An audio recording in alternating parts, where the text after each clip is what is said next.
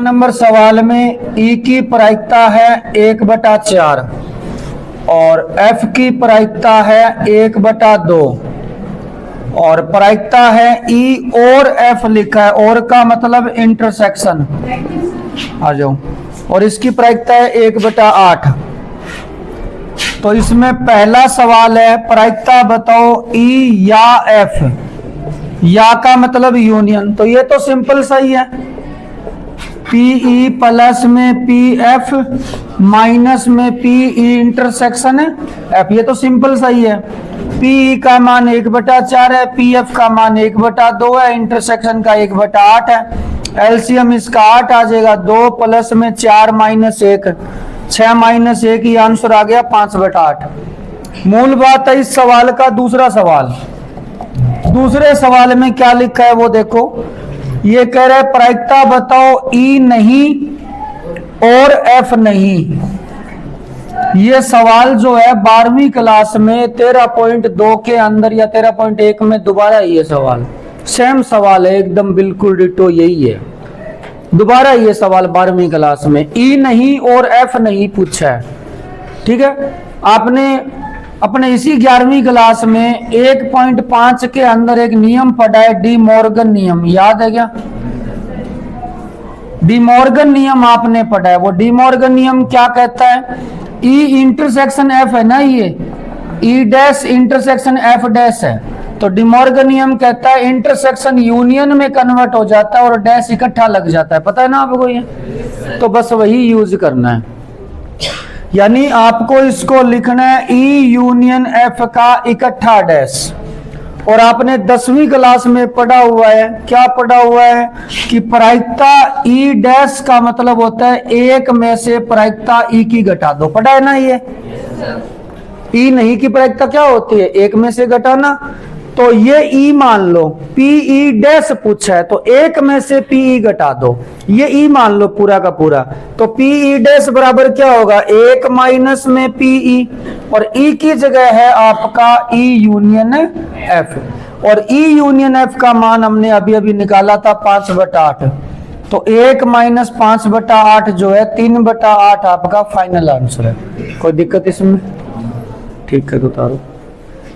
सवाल number 20 number सवाल है, किसी परीक्षा के अंदर 2 परीक्षाएं हैं, हिंदी और अंग्रेजी। तो ये कह रहा है हिंदी और अंग्रेजी को पास करने की प्रायिकता जो है 0.5 है। इसने लिखा है हिंदी और अंग्रेजी दोनों विषय लिखा है, और का मतलब क्या होता है, इंटरसेक्शन। समझ में आई बात ये? तो पहली बात तो ये लिखी है अपनी किताब में। आगे क्या लिखा है, दोनों में से कोई भी विषय उत्तीर्ण ना करने की प्रायिकता। मतलब आपने 2 पेपर दिए, एक हिंदी का दिया, एक अंग्रेजी का दिया, हिंदी में भी पास नहीं और अंग्रेजी में भी नहीं, इसका मतलब उत्तीर्ण कौन सा नहीं है, हिंदी भी नहीं है और अंग्रेजी भी नहीं है। तो मतलब इसको ऐसे लिखा जाएगा, प्रायिकता हिंदी नहीं और अंग्रेजी नहीं। इसका क्या मतलब है, हिंदी नहीं का मतलब हिंदी उत्तीर्ण नहीं है, और अंग्रेजी नहीं का मतलब अंग्रेजी उत्तीर्ण नहीं है, और का मतलब हो गया दोनों हो गए, मतलब हिंदी भी उत्तीर्ण नहीं है और अंग्रेजी भी उत्तीर्ण नहीं है, यानी दोनों में से कोई सा भी पास नहीं है। और यही किताब में लिखा हुआ है, दोनों में से कोई भी विषय उत्तीर्ण ना करने की प्रायिकता। कोई भी उत्तीर्ण नहीं होना चाहिए, कोई भी पास नहीं होना चाहिए, इसका मतलब है हिंदी भी नहीं और अंग्रेजी भी नहीं। बात समझ में आ गई? ये प्रायिकता कितनी है, 0.1।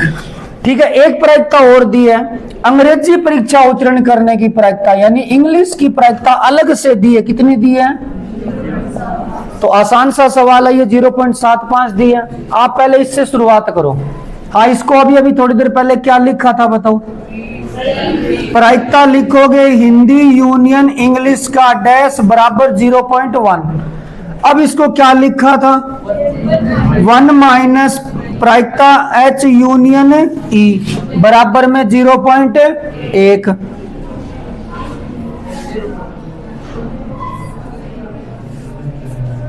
एक माइनस फॉर्मूला लगा दो एच यूनियन ई का, क्या होता है, प्रायिकता एच प्रायिकता ई माइनस में प्रायिकता एच इंटरसेक्शन ई बराबर में 0.1। ये लाइन समझ में आ गई। ये ए यूनियन बी वाला सूत्र है, P A plus P B minus P A intersection B. सबका मान है एक को छोड़ के सारे लिख दो। 1 माइनस एच की प्रायिकता पता नहीं है। इंग्लिश की प्रायिकता कितनी है 0.75। इंटरसेक्शन की प्रायिकता कितनी है 0.5 बराबर में 0.1। ये कितना हो गया 1 माइनस में पी एच, ये 0.75 में से 0.5 गया माइनस है 0.25, बार माइनस है तो माइनस में 0.25 बराबर 0.1। ये पी एच इस साइड ले जाओ, 0.1 इस साइड ले आओ, तो 1 माइनस में 0.25, ये माइनस में 0.1 भी इधर और पी एच इधर हो जाएगा। तो एक में से कितना घटाना है 0.25 और 0.10, 0.35 घटाना है तो 0.65 बचेगा। तो हिंदी को पास करने की प्रायिकता 0.65 है। ठीक है, दोबारा। हाँ, 21 नंबर सवाल है। एक कक्षा के अंदर 60 विद्यार्थी हैं, 30 ने एनसीसी चुना है, 32 ने एनएसएस चुना है और 24 ने दोनों को चुना है। एनसीसी एनएस छात्र संगठन होते हैं, जैसे अपने एसएफआई है, एबीवीपी है, वैसे संगठन होते हैं। ठीक है, तो 30 बच्चों ने एनसीसी को चुना, 32 ने एनएसएस को चुना, 24 ने दोनों को चुना। तो ये तो वेन डायग्राम से ही हो जाएगा। तो वेन डायग्राम बना लेते हैं। ये एनसीसी के लिए है और ये एनएसएस के लिए। ठीक है, टोटल 60। इसमें सबसे पहले कौन से लिखे जाते हैं जो कॉमन में है। कॉमन कितने हैं, अब एनसीसी के 30 पूरे कर दो। 30 ने एनसीसी चुना है ना, तो यहां कितना हो जाएगा 6। और एनएसएस कितनों ने चुना है, तो यहां कितना हो जाएगा 8। टोटल 60 हो गए क्या, नहीं हुए, कितने रह गए 22 रह गए। अब आपका सवाल आराम से हो जाएगा। टोटल 60 है, ध्यान रखना। नंबर ऑफ एस मतलब समष्टि में कितने अवयव हैं 60। पहला सवाल है, विद्यार्थियों ने एनसीसी या एनएसएस चुना है। या का मतलब यूनियन, तो यूनियन में यहाँ कितने हैं, यूनियन में 24 है, तो कितने हैं, यूनियन का मतलब सारे होते हैं ये वाले, तो 38 हैं। तो 38/60 प्रायिकता इसकी, 38/60 का मतलब 19/30 हो गया। दूसरा सवाल, विद्यार्थियों ने न तो एनसीसी और न ही एनएसएस, ना एनसीसी चुने ना एनएसएस, कितने हैं बताओ 22। तो 22/60 यानी 11/30। और तीसरा क्या है, विद्यार्थियों ने एनएसएस को चुना किंतु एनसीसी को नहीं चुना, तो शुद्ध एनएसएस वाले, एनसीसी का नहीं होना चाहिए उसमें, तो शुद्ध एनएसएस वाले कितने हैं 8। तो 8/60 यानी आपका ये हो जाएगा 2/15। बस ये आंसर है। आंसर चेक करना। तो विविध का पहला सवाल है, एक डिब्बा है, उस डिब्बे के अंदर 10 रेड कलर की बॉल है, 10 ब्लू कलर की है और 20 है और 30 है वो ग्रीन कलर की है। ये कह रहे इस डिब्बे में से 5 बॉल निकालनी है। कितनी बॉल निकालनी है, और पहला सवाल है कि वो पांचों की पांचों सभी गोलियां नीली होनी चाहिए, ब्लू कलर की होनी चाहिए। तो पहले तो हमें ये देखना पड़ेगा कि वो 5 बॉल आने के तरीके कितने हैं। 5 बॉल आने के कुल कितने तरीके हैं, कुल तरीके पूछ रहा हूं मैं, नीली की बात नहीं कर रहा। 5 बॉल आने के कुल तरीके, कुल यहाँ पे बॉल है 60, कुल कितने हैं 60 हैं, तो कुल तरीके कितने हो गए 60C। हम यहाँ एनसीआर का फॉर्मूला क्यों लगा रहे हैं, क्योंकि यहाँ क्रम का महत्व नहीं है। आपने अगर 5 बॉल कोई सी भी निकाली, मान लो उसमें 2 लाल है 3 नीली है, तो उनका आपस में क्रम बदलोगे तो वो कॉम्बिनेशन थोड़ी बदल जाएगा, रहेगी तो वही 5। यहाँ क्रम का महत्व नहीं है, इसलिए अपने कॉम्बिनेशन का सूत्र लगा रहे हैं। तो यहाँ फॉर्मूला लगेगा 60C5 का। ये तो है कुल तरीके जिसमें कलर का मतलब नहीं है, बस इन 60 में से हाथ मारा, 5 बॉल निकाली, 5 बॉल निकाली, वो कुल तरीके आने के 60C5 है। अब आपको थोड़ा सा देखो, ये आपको अजीब लगेगा क्योंकि वो 7वां चैप्टर किए हुए में कई दिन हो गए। मान लो यहाँ 60 खिलाड़ी खड़े हों, मान लो 60 खिलाड़ी खड़े हैं, उसमें से हमें 5 खिलाड़ियों की टीम बनानी है। कितने खिलाड़ियों की? कितने तरीके होंगे? 60 से 5। तो वैसे ही 60 बॉल है, 60 बॉल में से 5 बॉल निकालनी है। तो 5 बॉल निकालने के तरीके 60 से 5, कोई सी आए थे। समझ में आ गई बात? अच्छा अभी एक बात बताओ, थोड़ा सा सोच के बताना। वो जो 60 खिलाड़ी थे उनमें ये मान लो कि 20 लड़कियां हैं, 60 में से 20 लड़कियां हैं, और उन 5 खिलाड़ियों में जो हमें टीम बनानी थी उसमें से हमें 2 लड़कियां भी शामिल करनी है। तो 2 लड़कियां शामिल करनी है। वो 2 लड़कियां कितने प्लेयर में से आएगी? 20 में से ही आएगी। तो 2 लड़कियां शामिल होने के तरीके कितने हो गए? यहाँ पे 5 बॉल निकालनी है, वो कौन से कलर की निकालनी है?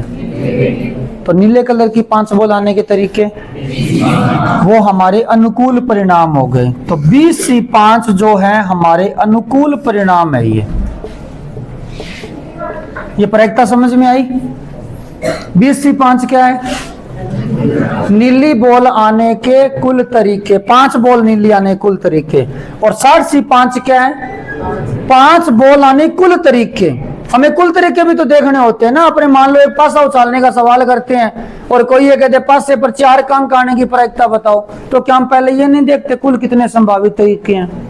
कुल संभावित तरीके 6 होते हैं, 1 2 3 4 5 6, लेकिन उसमें 4 आने के अनुकूल तो एक ही होता है। तो अनुकूल अलग से देखने पड़ते हैं, कुल अलग से देखने पड़ते हैं। बात समझ में आ रही है? अब इसका दूसरा सवाल क्या लिखा है? दूसरे सवाल में प्रायिकता बतानी है कम से कम एक बॉल किस कलर की आनी चाहिए? एक बॉल हरी होनी चाहिए। 5 निकालनी है ना, 5 निकालनी है। ये कह रहा है उसमें कम से कम एक ग्रीन कलर की आनी चाहिए। पहले तो ये सवाल क्या है पहले वो समझते हैं। कुल तरीके तो इतने ही रहेंगे, 60 से 5 ही रहेंगे। बॉल 5 निकालनी है ना, तो कुल तरीके तो यही रहेंगे, 60 से 5। अब बात करनी है अनुकूल परिणामों की। अनुकूल परिणाम कौन से होंगे? अनुकूल परिणाम से पहले कम से कम एक बॉल हरी का मतलब क्या है पहले वो समझते हैं। मान लो हमने 5, बीच में बोले ना भाई, मान लो हमने ये 5 बॉल निकाली है, ठीक है। अब ये कह रहा है इसमें कम से कम एक बॉल हरे रंग की होनी चाहिए। इसका मतलब कम से कम एक का मतलब ये हो गया कि एक बॉल हो सकती है हरे रंग की, बाकी 4 अदर कलर की। ये 5 निकालेंगे ना अपने, तो एक बॉल तो ग्रीन कलर की, बाकी 4 अदर कलर की। हो सकता है कि 2 बॉल ग्रीन कलर की और प्लस में 3 है वो अदर कलर की। ये 2 बॉल मैं ग्रीन कलर के लिए लिख रहा हूं और यहाँ 4 अदर कलर की। हो सकता है कि 3 बॉल तो ग्रीन कलर की आ जाए और 2 अदर कलर की आ जाए, या 4 बॉल आ जाए ग्रीन कलर की, 1 अदर कलर की आ जाए, या 5 ही बॉल ग्रीन आ जाए और 1 अदर कलर की आ जाए। इतनी संभावनाएं है, इतनी संभावना। इन सब की प्रायिकता। बीच में कौन बोल रहा है? ये बीच में ना बोलो भाई।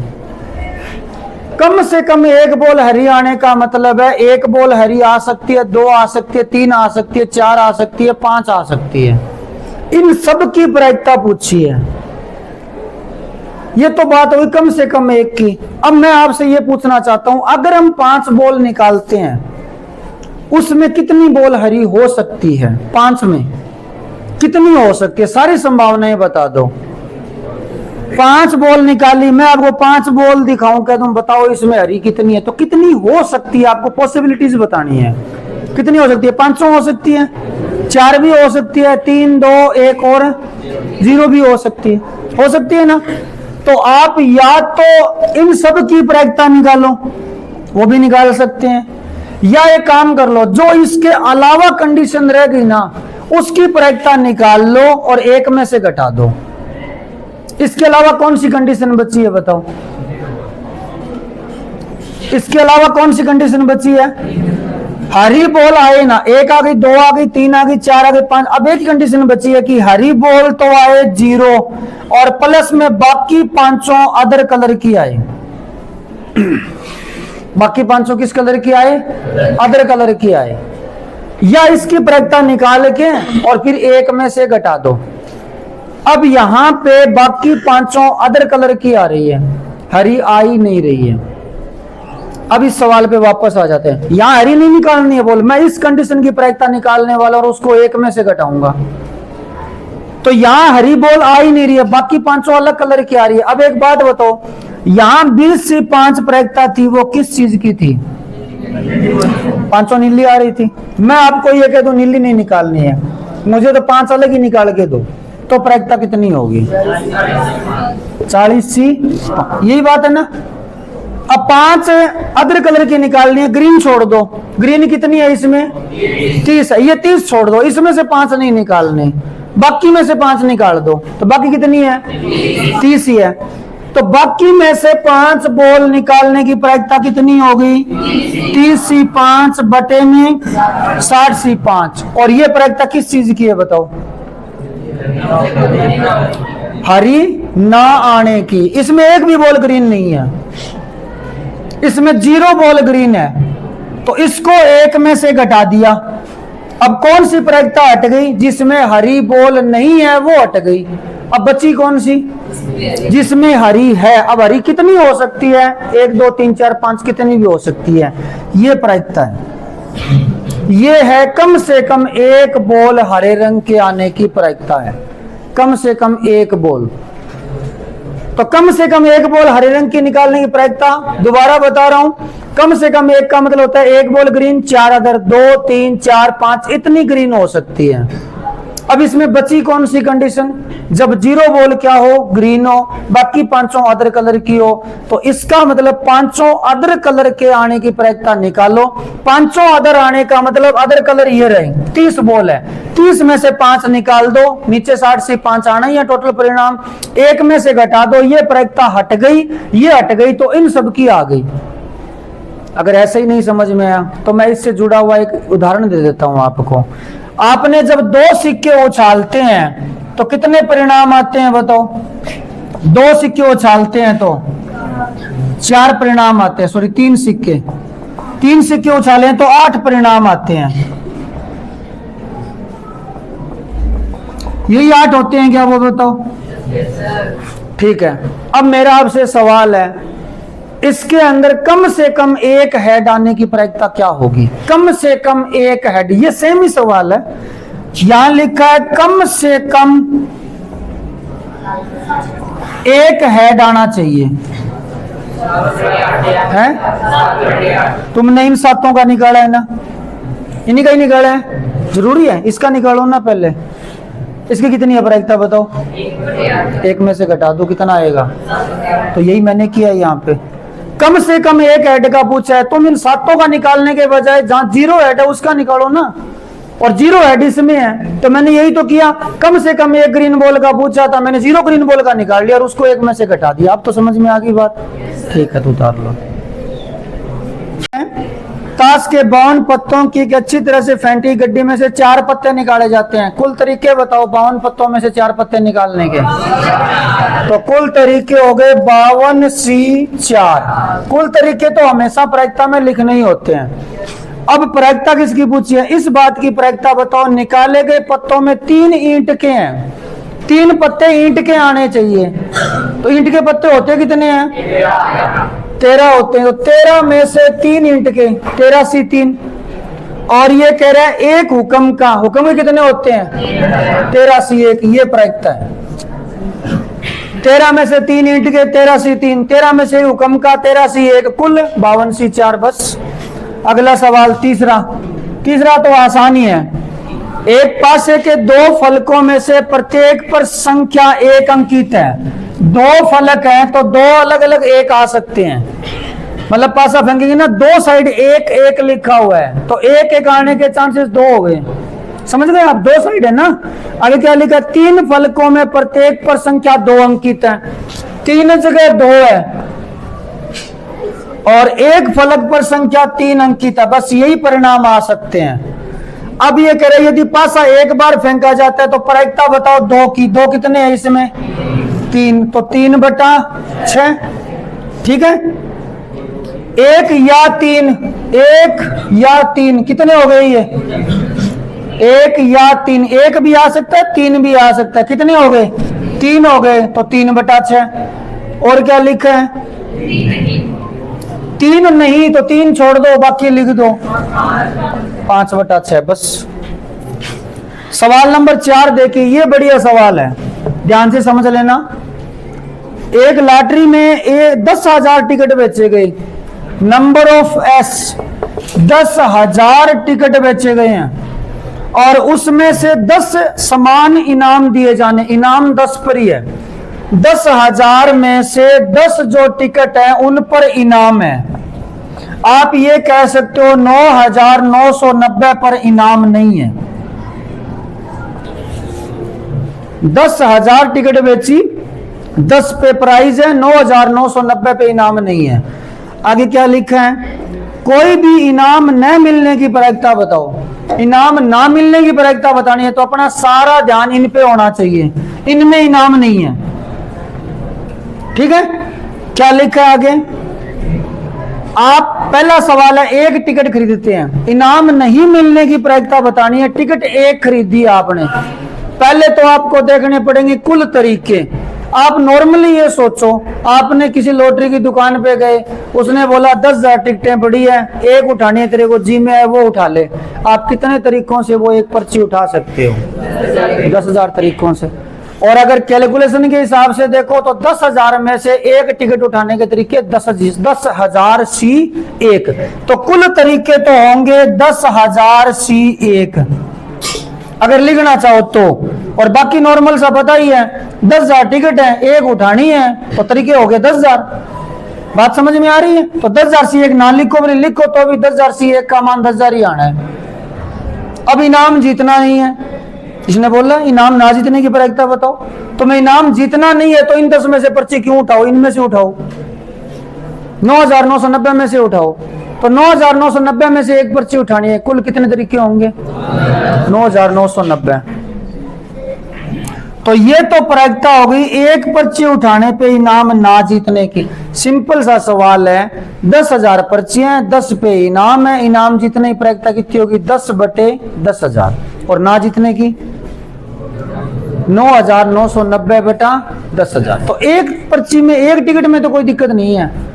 दिक्कत है अगले सवाल में। अगले सवाल में ये कह रहे 2 पर्ची उठानी है। अब 2 पर्चियां उठाने, कुल तरीके बताओ कितने होंगे? 10,000 C 2। 10,000 C 2 काफी ज्यादा हो गई ये। 10,000 गुणा 9,999 बटे के अंदर क्या आएगा? 2 आएगा। तो 10,000 में 2 का भाग 5,000 का गुणा 9,999 से करना पड़ेगा, काफी ज्यादा हो जाएंगे। और इनाम जीतना नहीं है तो इनमें से 2 मत उठाना, इनमें से 2 उठाओ। और ये कितने हैं? 9,900 C 2। तो ये प्रायिकता होगी। समझ में आ रही है बात? तीसरा सवाल क्या है इसमें बताओ, कितनी पर्चियां उठानी है? इनाम तो फिर भी नहीं जीतना, क्योंकि इनाम ना जीतने की प्रायिकता पूछी है। अगर आप कहोगे सर इनाम जीतने की और बताओ तो वो भी बता देंगे।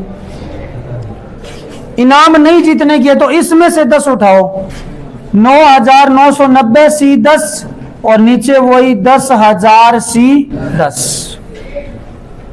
अगर यही कह देता इनाम जीतने की बताओ, इनाम जीतने की बोलता, तो पहले सवाल का जवाब होता 10/10,000। इनाम 10 पे ही तो है। अब आपको इनाम जीतना है तो इसमें से 2 पर्चियां निकाल लो। इसमें से 2 पर्चियां निकालोगे, 10 C 2 नीचे वही 10,000 C 2। समझ में आ रही है बात? अगर 10 पर्चियां निकालनी है, 10 C 10, 10 C 10 और नीचे 10,000 C 10। ये सवाल है, ठीक है। 5 नंबर सवाल है, एक क्लास में 100 विद्यार्थियों का समूह है, लेकिन उसमें 2 अलग अलग वर्ग बनाए हैं, फर्स्ट और सेकंड। फर्स्ट वर्ग में 40 स्टूडेंट है, दूसरे वर्ग में 60 स्टूडेंट है। और सवाल ये है कि आप और आपका मित्र दोनों इन 100 बच्चों में है।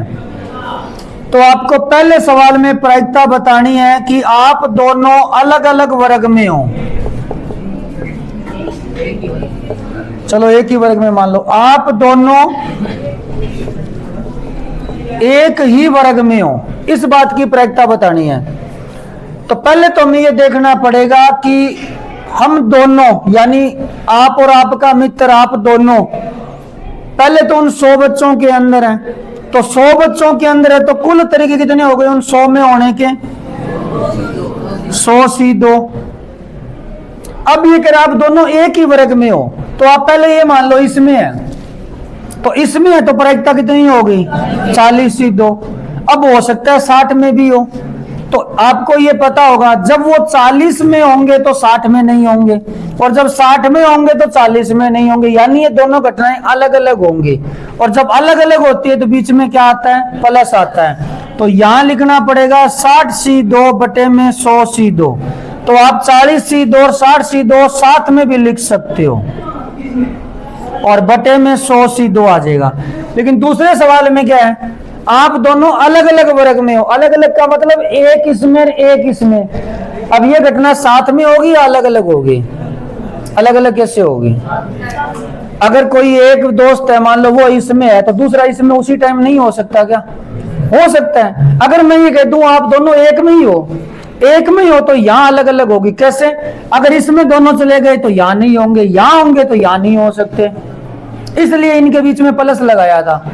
अब दोनों अलग अलग वर्ग में है तो एक इसमें हो जाएगा, एक इसमें हो जाएगा। तो यहां लिखा जाएगा 40C1 इंटू 60C1, बीच में गुणा आएगा, नीचे वही 100C2 आएगा। तो ये इसका आंसर है। ठीक है, उतार लो। और नीचे आएगा 2 इंटू 6 नंबर सवाल है। 3 पत्र हैं जो 3 लिफाफों में डाले गए हैं। 3 लेटर 3 अलग अलग लिफाफों के अंदर डाले गए हैं और इस प्रकार से डाले गए हैं कि एक लिफाफे में एक ही लेटर है। कहने का मतलब है जैसे मान लो ये फर्स्ट लेटर है ना, तो ये एक लिफाफे में डाला गया है, सेकंड लेटर है वो दूसरे लिफाफे में डाला गया है, और तीसरा लेटर तीसरे लिफाफे में डाला गया है। मतलब अलग अलग लिफाफों में ये 3 लेटर डाले गए हैं, एक लिफाफे में एक ही लेटर है। कहने का मतलब ये है। और इसमें प्रायिकता पूछी है कम से कम एक पत्र सही लिफाफे में हो। कम से कम एक पत्र सही लिफाफे में होना चाहिए। कम से कम एक पत्र सही लिफाफे का मतलब क्या है? सही लिफाफे का मतलब ये है कि पहला लेटर पहले लिफाफे में होना चाहिए। लिफाफे का नंबर है, ये पहला लिफाफा है, मतलब इस पे एड्रेस इसी लेटर का लिखा हुआ है। दूसरा लेटर है जो वो दूसरे लिफाफे में जाना चाहिए, तीसरा तीसरे में जाना चाहिए। ये तो हो गया सही क्रम।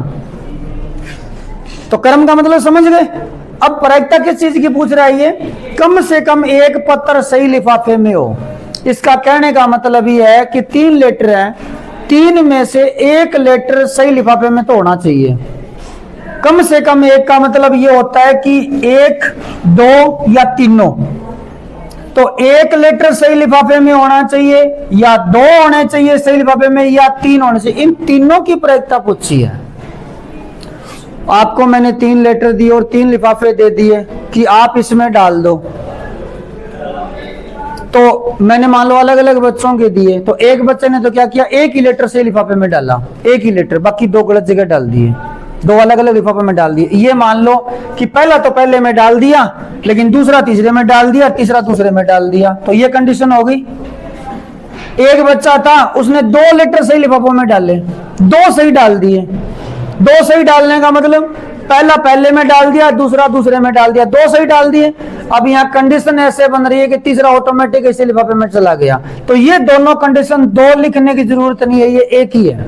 अगर 2 लेटर सही लिफाफों में जाएंगे तो तीसरा तो ऑटोमेटिक ही जाएगा। ये तो वही बात त्रिभुज वाली सी बात होगी। त्रिभुज में अगर 2 कोण 60 की होगी तो तीसरा ऑटोमेटिक ही 60 का हो जाएगा। तो यानी इतनी कंडीशन की हमें प्रायिकता पूछी है, इतनी कंडीशन की। अब इसमें कंडीशन बच कौन सी गई ये बताओ?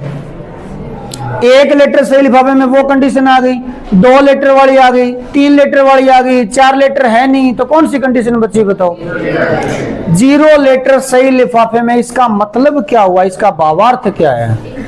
एक भी सही नहीं है, एक भी सही लिफाफे में नहीं डाला है, यानी तीनों लेटर अलग अलग गलत लिफाफों में डालने की प्रायिकता पूछी है। अब वो 2, 3 का वो कंडीशन कौन सी बन रही है देखो मैं बता देता हूं।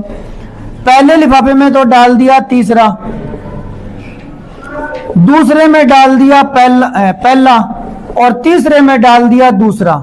ये गलत की कंडीशन है, एक भी सही नहीं है इसमें। पहले लिफाफे में डाल दिया तीसरा, दूसरे में डाल दिया पहला, तीसरे में डाल दिया दूसरा, एक भी कंडीशन है। एक कंडीशन तो ये बन गई। दूसरी कंडीशन देखिए,